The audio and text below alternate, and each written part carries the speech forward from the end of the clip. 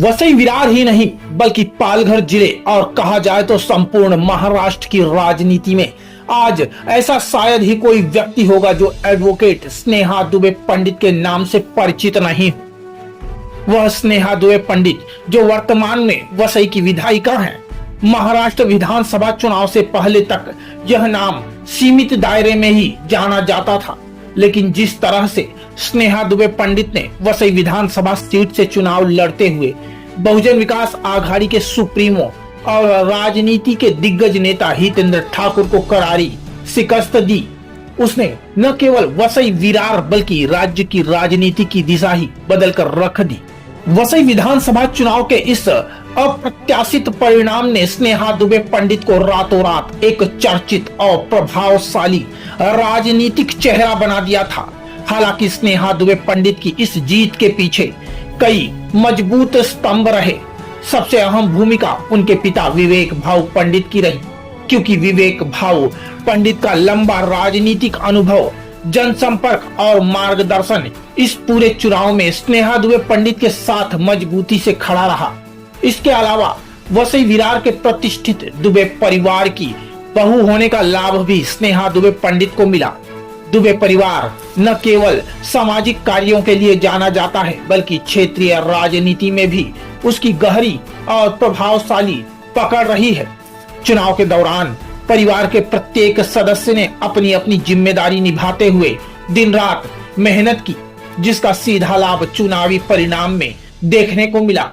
वहीं अगर बात करें उनके पति नवीन दुबे की, तो वे स्वयं राजनीति के एक अनुभवी और मंझे हुए खिलाड़ी माने जाते हैं।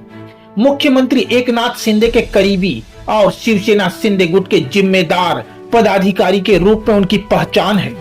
नवीन दुबे न केवल एक सुलझे हुए समाज सेवक हैं, बल्कि एक प्रभावशाली वक्ता भी हैं। उनके द्वारा बनाई गई सटीक चुनावी रणनीतियों और योजनाबद्ध कार्यशैली ने इस कठिन मुकाबले को जीत में बदलने में महत्वपूर्ण भूमिका निभाई। चुनाव जीतने के बाद स्नेहा दुबे पंडित ने यह स्पष्ट कर दिया कि यह जीत किसी एक व्यक्ति या परिवार की नहीं, बल्कि जनता के विश्वास, समर्थन और आशीर्वाद की जीत है। विधायक बनने के तुरंत बाद उन्होंने प्रशासनिक अधिकारियों के साथ बैठकों का सिलसिला शुरू किया और क्षेत्र की मूलभूत समस्याओं को प्राथमिकता पर रखा। सड़क, पानी, स्वास्थ्य, शिक्षा और यातायात जैसे मुद्दों को लेकर उन्होंने सक्रिय रुख अपनाया।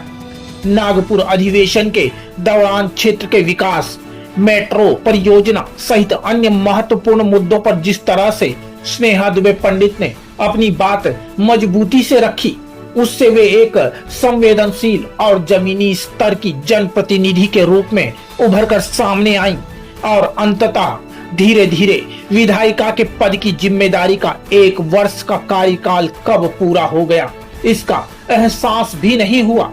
हालांकि इस 1 साल के कार्यकाल में वसई विरार शहर अंतर्गत रहने वाले लाखों लोगों के सुखद भविष्य के लिए कई महत्वपूर्ण व आवश्यक परियोजनाओं की मंजूरी राज्य सरकार द्वारा कराई गई, जिसके चलते वर्तमान में अब वसई विधानसभा क्षेत्र की जनता उनसे बड़ी उम्मीद लगाए बैठी है और उन पर भरोसा कर रही है। हालांकि आगामी मनपा चुनाव जो 15 जनवरी को होने जा रहा है, उसकी तैयारियां पिछले कई महीनों से की जा रही थी और यह चुनाव सिर्फ वसई विधायिका स्नेहा दुबे पंडित के लिए ही महत्वपूर्ण नहीं है, बल्कि नाला सोपारा विधायक और बोईसर विधायक के लिए भी महत्वपूर्ण है। क्योंकि अगर महापौर भाजपा का होगा तो अपनी मनवांछित योजनाएं लागू करना आसान होगा, जिससे कि वसई विरार के लाखों निवासियों को लाभ हो सकता है।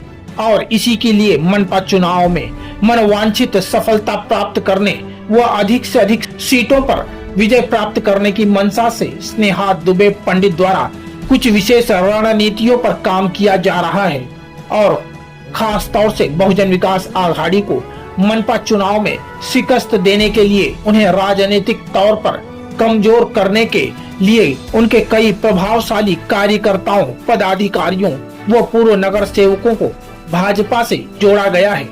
यही नहीं बल्कि स्नेहा दुबे पंडित द्वारा कई प्रकार की विशेष रणनीति का उपयोग किया है।